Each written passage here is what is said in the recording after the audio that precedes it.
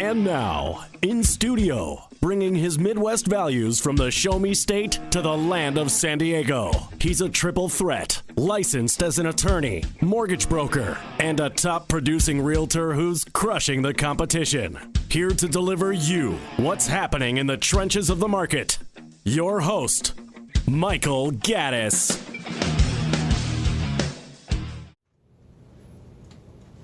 Welcome back to the Michael Gaddis Show on AM 1170 The Answer. I am Michael Gaddis, your host of MichaelGaddis.com and Michael Gaddis Realty Group. So today I want to talk a little bit about marketing your house.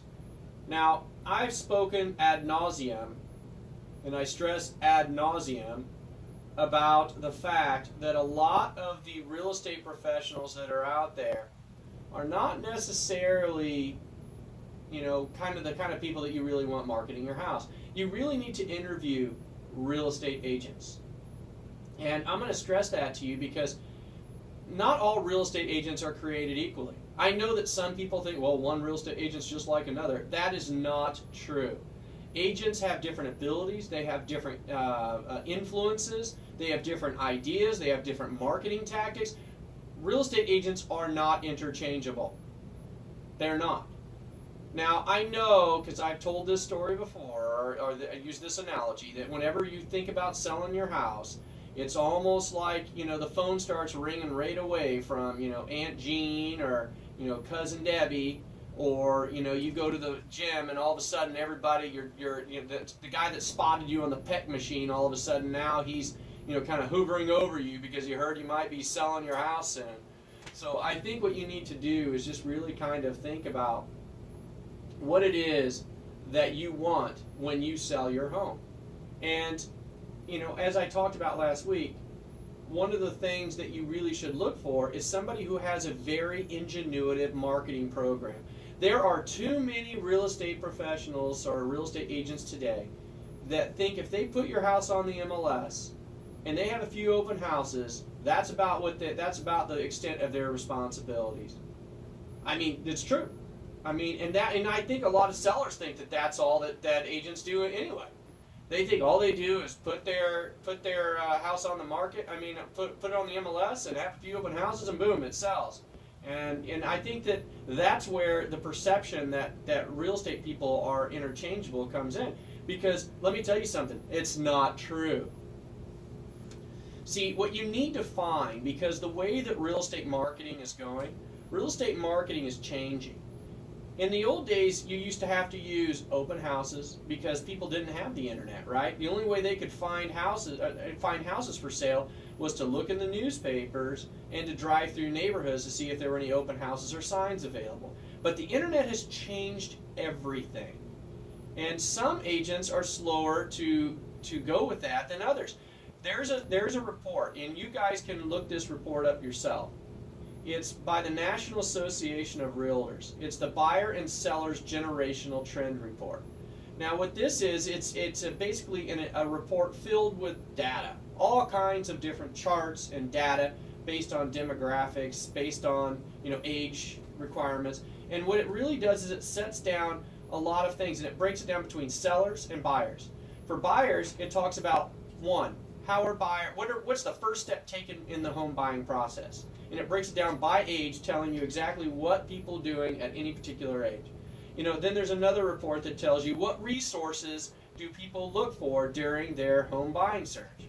And then there's another chart that says, what resource did the buyer eventually find their home in?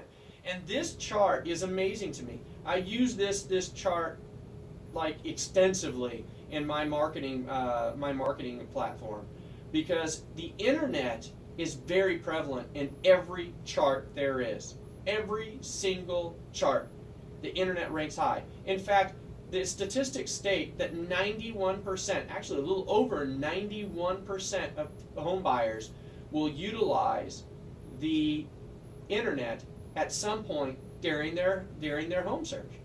Over 91%.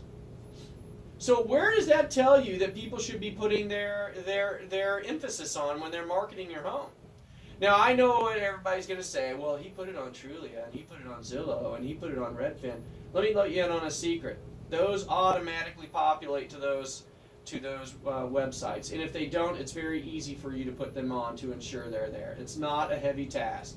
That's not what I'm talking about when it comes to internet and social media marketing. You have to hire an agent who really, truly understands the digital and social world, because they're powerful, powerful platforms.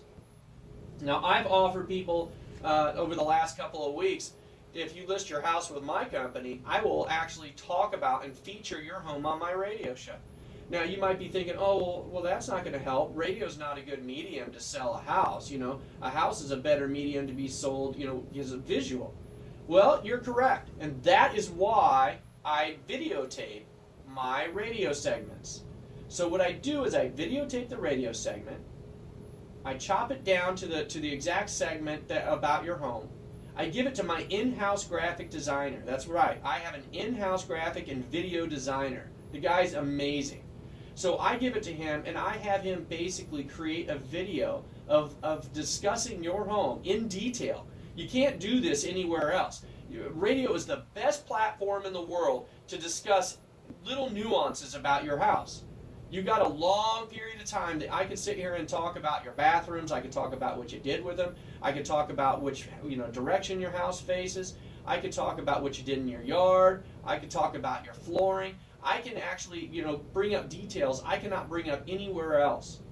Now, what do I do with it? My graphics guy goes in there and takes the professional photographs of your house. He takes 3D renderings. He takes floor plans. He takes all of this visual media and overlays it over the actual show. So the show will show me talking about your house, and then it will show pictures of your house as I'm talking about that room. So if I'm talking about, oh wow, the living room looks great, it has this, this, and this, he puts these high quality photographs in the actual video so that people can see it while I'm talking about it. It is an incredible, incredible, incredible way to market your house. Now, what we do with that is we basically take that video, we upload it into YouTube, and then what we do is we blast it all over the internet. We put it on social media, we put it on web blogs, we put it everywhere.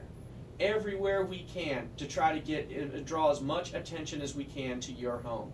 Now let me give you an example. Let's say I'm going to have an open house on your house on April 1st. So what I do is I come in here and I talk about your house, and I advertise that we're having an open house on April 1st. And here's why you should visit this house. And I talk about your house. I talk about everything that's great on it. I talk about if you miss this open house, you're going to regret it for the rest of your life. You're going to really wish that you came by and saw this house. Now, what I do with that is have my graphics guy create the video. I put the video into social media, and then I boost it. I blast it out. I actually have to pay money to do this. I blast it out through social media channels to try to promote the open house. And so now what does this do? Well, the feed from the social media does not only show up on people who are actually looking for houses, right? So when those other websites, Trulia, Zillow, Realtor.com, all of those websites, they're predicated upon the fact that somebody's going to their website and searching for a home, okay?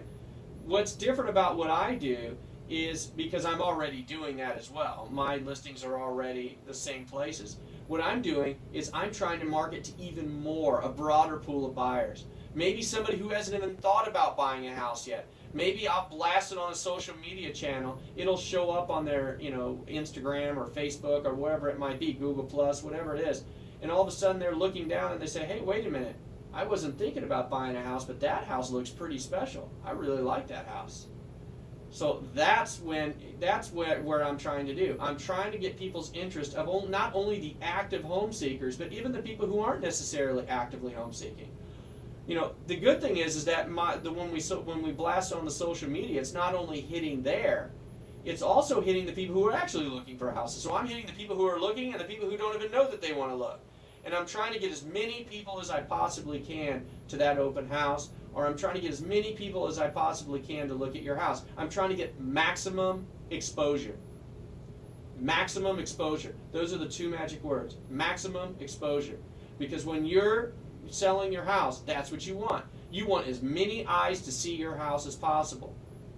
And for too long, too many people have relied on have relied on the MLS alone to sell the house, or they're relying on open houses with open house signs. And I'm telling you, some cities are becoming more restrictive on open house signage. They're not allowing realtors to throw out 1 million signs anymore.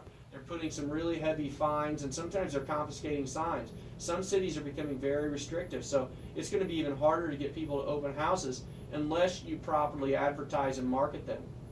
So the key to this discussion is, don't let your real estate agent get away with doing the bare minimum. Don't hire someone like that. Hire somebody who has a plan, who's actually going to do something, who's going to think outside of the box, who's going to try to help you sell your house for as much as you possibly can. Get as many buyers there as possible. It's such a simple concept, but I'm telling you, so many people don't do it. They're so quick to go with their family and friends, which, by the way, I will tell you, you should never use your family and friends. I'm telling you, if you take nothing else away from this segment, never use your family and friends to sell your house. In my legal practice, I get all the time calls from buyers or sellers really upset with their agent. And one of the common things, well, he used to be my best friend, or this is my sister and we're not talking anymore. I mean, money changes people. And so you need someone that you have a business relationship with, not someone that you have a personal relationship, because I'm telling you, it will affect your relationship you could affect your relationship for the rest of your life. And I don't have time today to tell you the stories that I know about this, but there's a lot of stories out there that you can hear that basically will tell you, you'll never think about using anybody related to you. I mean, I had somebody in my office this morning who had something like that happen to him. So anyway, I want to thank you all for taking the time to listen to the show today. If you guys would like to, hear more about the Michael Gaddis Show, you can go to KCBQ's webpage, and I have a podcast down there. You can also go to my YouTube pages, and because I videotape the shows, and you can watch me actually sitting here in the studio talking to you. You can go to the Frontier Loan Group YouTube or Michael Gaddis YouTube page, and you see all the videos that I put up about all my shows. And for more information, you can always go to my websites, frontierloangroup.com and michaelgaddis.com. Well, thanks for listening. I appreciate you guys taking the time this evening to listen to me. And I'll be back here next Wednesday. And as always, you're listening to the Michael Gaddis Show on AM 1170 The Answer.